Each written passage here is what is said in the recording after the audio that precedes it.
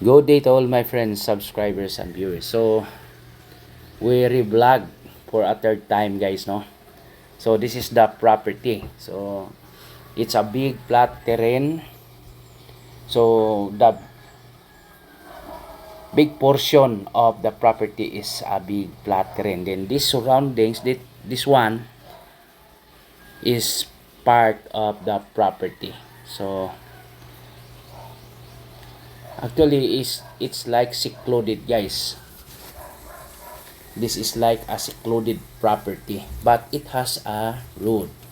There is a road, and this is the neighbor, no? It has the neighbors, their houses, no, outside of the property, approximately 50 meters away. So they are outside. So meaning it is not near. It is around 50 meters away. So these are the neighborhood, guys. The road, it's not big, but you can still access if you have your own car. So if you have your own car, you can still access, you can still drive. Yes, as you can see, there is a car, multi-cab. So water, there is a water line in this area, guys, no, supplied by the barangay, no. So actually you can dig also, or there's a water in the river. So this is part of the property on the other side. So this is already along the road.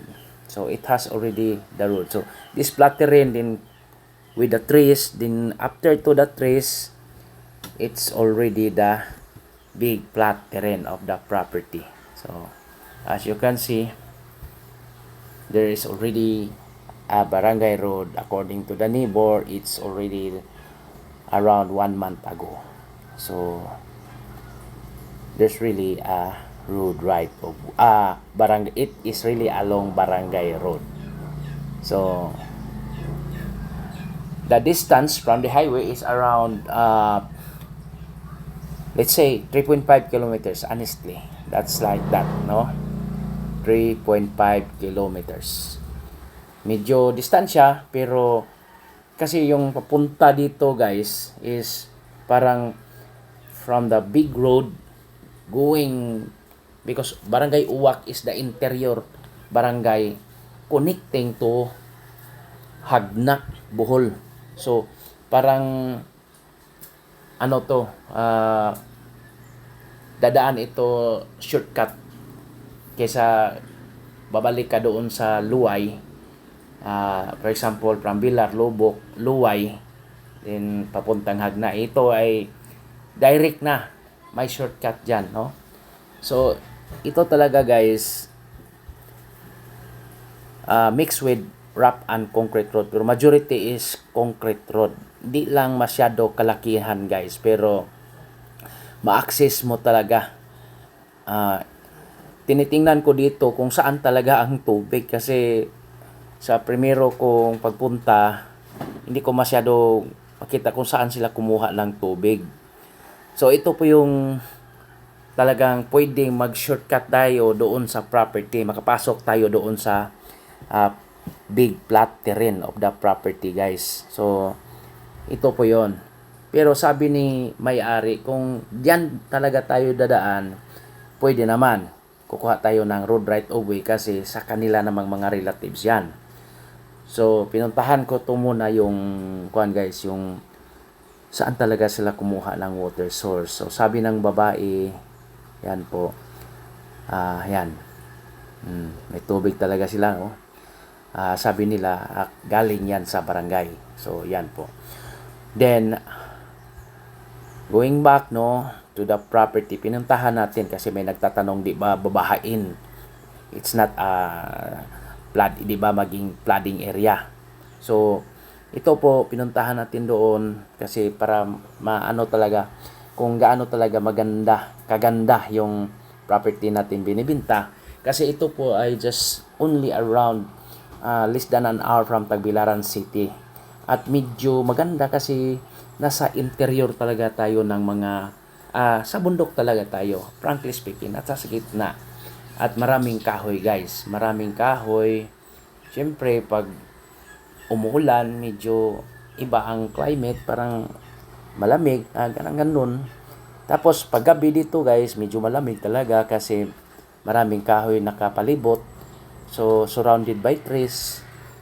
Then, tahimik, super tahimik ang location guys. Maririnig mo yung mga, minsan yung may mga ah, langgam o ibon. Ibon yan sa Tagalog, no? Langgam is Bisaya term. So, langgam, nagkamang pa na sa amo, guys. So, ibon. Ibon po, ibon. So, may mga ibon po dyan na ano. So, ito po yon, oh, yung sa motor. Tapos, nag-elevate diyan tayo dadaan, guys. Yon. Parang nag-elevated siya, tapos makita natin yung lupa. So, yan kaganda po ang property. So, kung may plano tayo, magbalak tayo magawa ng mga, for example, mga kubo-kubo for our tourist, maganda dyan, guys.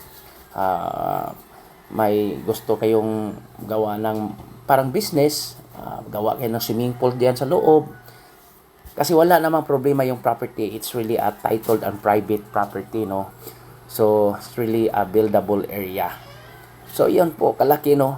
Para itong sikreto na parang hindi mo kuan, kasi hindi mo masyadong makita kasi parang nandyan ka sa gitna ng maraming kahoy. Pero ang laki naman ng lawak ng flat terrain. So, yun po ang maganda dito, no? At hindi masyadong malayo sa highway, guys. It's just only, let us say, 3 kilometers. It's just only around 5 minutes drive lang talaga, guys. So, super lapit lang, no? From the highway.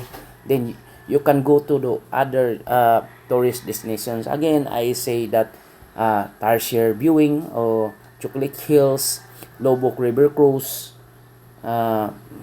Kung magpunta ka doon after Lobok, doon ka sa Mirror of the World. Marami pang iba, guys, no? Kasi hindi talaga masyadong malayo.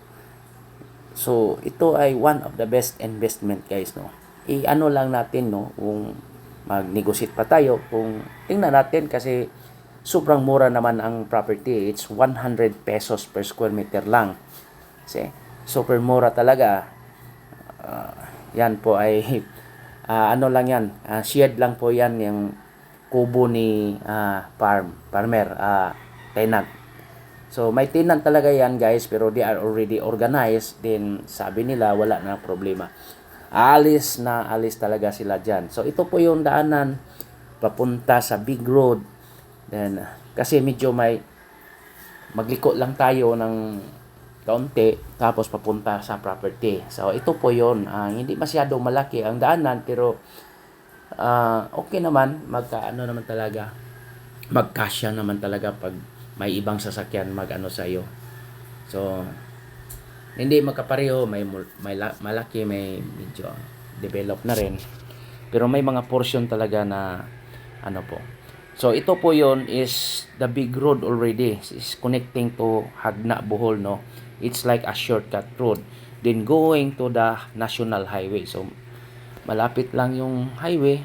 Just around, ito po yung ang sentro ng Bilar, Bohol, guys, no? So, ito maganda po talaga yan, no? So, less than an hour from Tagbilaran City po, yon.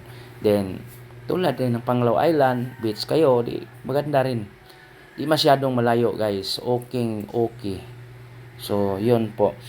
Kung sa school naman, may Bohol Island State University tayo dyan.